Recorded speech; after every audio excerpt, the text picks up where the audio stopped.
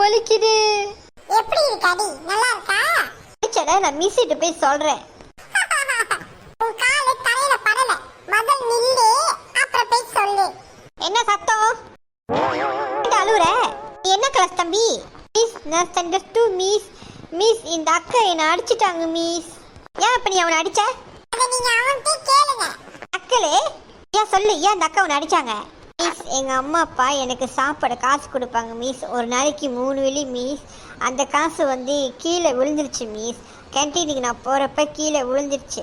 அப்போ நான் மறுபடியும் காசு தேடி போயிருந்தேன் மிஸ். அப்போ அந்த கீழே அந்த காசு இருந்துச்சு. அந்த காசு நான் எடுத்தேன் மிஸ்.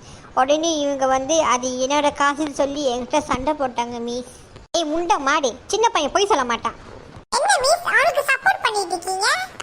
டிசிப்ளின் பில்லை கூட்டிட்டு போயிட்டு அங்க கேளுங்க. எல்லாம் தன்னால உண்மை வெளியே வரும். எப்படி தெரியும்? அந்த காசு உன்னோட காசு தானே? காசு காணா போச்சு.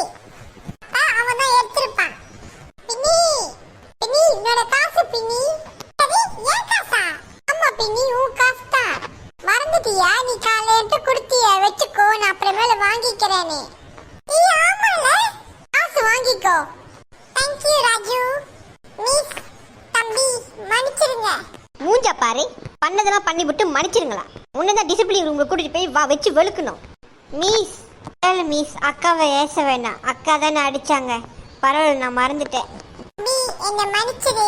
இங்க பாரு நண்பர்களே, தீவிர விசாரிக்காம எந்த கோபமும் படாதீங்க.